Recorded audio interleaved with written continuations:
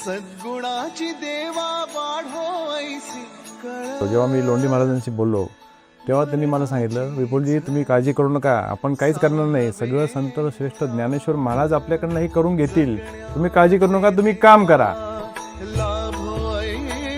जिथं जिथं आपल्याला आवश्यकता आहे तिथं ते आपण स्वतः थांबून आणि मीनाकारीचं काम असेल तर स्वतः आपण ट्रायल करून बघणार की काय म्हणतोय कारागीर, काय म्हणतोय आणि मला काय अनुभवतोय, म्हणजे ते जुळण्याचा प्रयत्न करतो.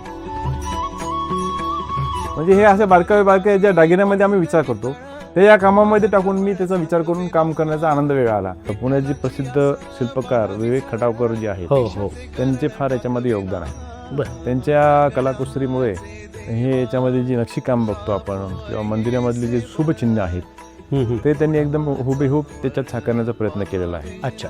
म्हणजे पुढं जय विजय आहेत, तर माऊलींची मुख्यवरती अग्रणी भागाला प्रतिमा आहे, नंतर बॅक साईडला तुळशी वृंदावन आहे, नंतर पालखी सोहळ्याचा रथाच्या दोन्ही बाजूनी पालखी सोहळ्याचं रिंगणाचा एक फोटो आहे, नंतर पालखी जातानाचा एक चित्र त्यात तयार केलेलं आहे.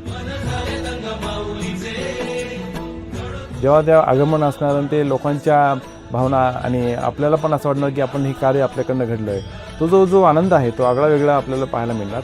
आणि काय म्हणतात वारकरी पंथाच्या याच्यामध्ये आपलं आयुष्य मला वाटतं गेलेलं हे खूप योग्य राहील असं मला वाटतं. पण काही करायचं नाही, संत श्रेष्ठ ज्ञानेश्वर महाराज आपल्याकडनं हे काम करून घेणार आहे आणि या निमित्ताने या कामात पूर्ण फोकस दिला. कारण वेळेचं बंधन होतं, अडचणी खूप होतं, पण त्याला दुर्लक्ष करून आपण कामावरती फोकस करत राहिलो आणि ते तो योग म्हणता येईल आणि ती सेवा ही आमच्याकडनं घडत गेली आणि आज तो रथ पूर्णपणे तयार झालेला आहे.